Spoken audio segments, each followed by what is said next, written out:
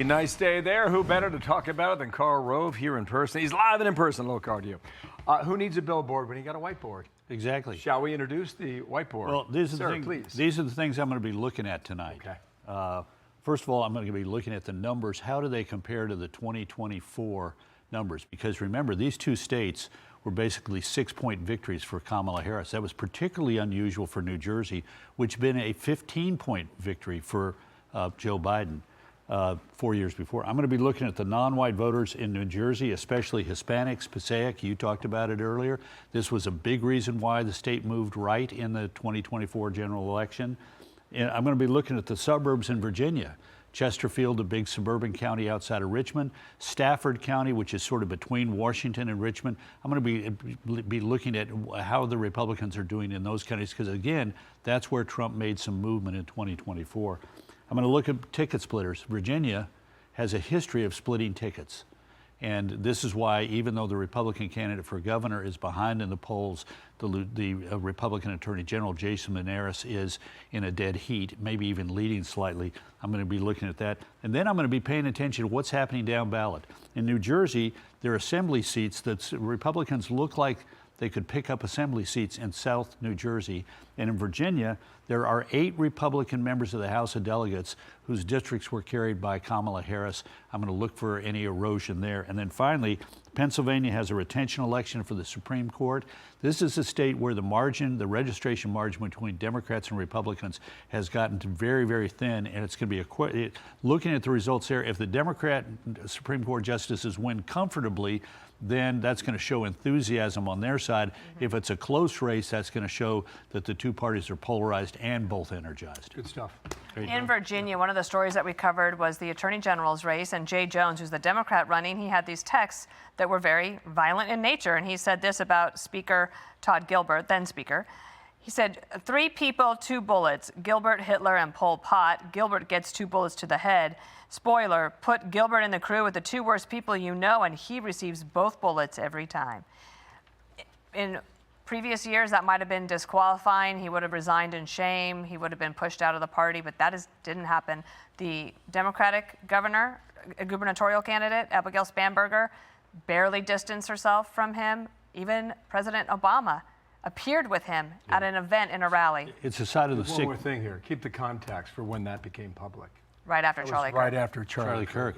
Yeah, and he texts those to a Republican colleague in the House of Delegates, where he was at the time, and also called for the death of Speaker Gilbert's children in their mother's arms. I mean, this is the sad state that we've come to in our politics, when Democrats can't even distance themselves from a guy who's calling for the murder of the Speaker of the House of Delegates in Virginia.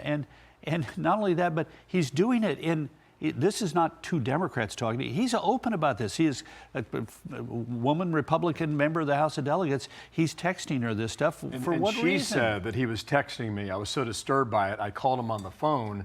And then after we talked on the phone, he continued to text me on my phone. Right. No shame at all. And of course, that we're not getting into the fact that he was once arrested not too many years ago, a couple of years ago, for traveling 116 miles an hour in a 70-mile-an-hour zone, given 1,000 hours of community service, which he spent most of those working for his own political action committee. Gross. I think that's a really great community service moment. Let's have you, as a resident historian and somebody who knew Dick Cheney, the former vice president and the late vice president, very well, whose passing we learned of this morning. Mm-hmm. And I know you have 100 stories, and your book is full of them. But today, your reflections. Yeah. Well, he was a great and good man, and served our country with great dedication for years. Youngest White House chief of staff, served first in the Nixon administration, chief of staff to Gerald Ford.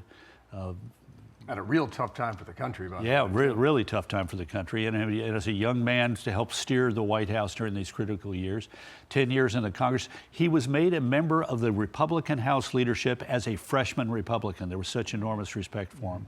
Did you want George Bush to pick him as his vice president? No. In fact, the president, then governor, called me and said he was coming back to town from campaigning. He knew I was against the idea. He said, I want you to come to the governor's mansion 10 o'clock tomorrow morning. I want you to make the case to me why I shouldn't go with Cheney. So I show up. Should not. Should not. Okay. So I have my list. I still have the piece of paper. 8 reasons I don't need to worry about Wyoming. Guy had his first heart attack at 37. People think he's not going to last. You know, we've worked really hard to develop the image of you as your own man, not mini-me to your dad. Let's pick the guy who's, you know, Secretary of Defense during a time of war for your dad. You know, your people are worried about you being a Texas Oilman. What the heck? Let's get the guy who's the leader of the, you know, of the largest oil service company, field service company in the world. You know, very conservative congressman cast really bad votes, like vote with one of 3 members of the House to vote against the resolution calling for the release of. Oh, I had him. So this goes on. It's like world, as Dana can tell you, Bush was not a monologue guy. So we're like the World Wrestling Federation for 30 minutes. When I finish, I realize I can't unbutton my coat because I have sweat through my shirt that's been so contagious. So we finish, and Bush says, really good, really good. You made a good case there. Turns to the guy sitting next to him and says, Dick, got any questions for Karl?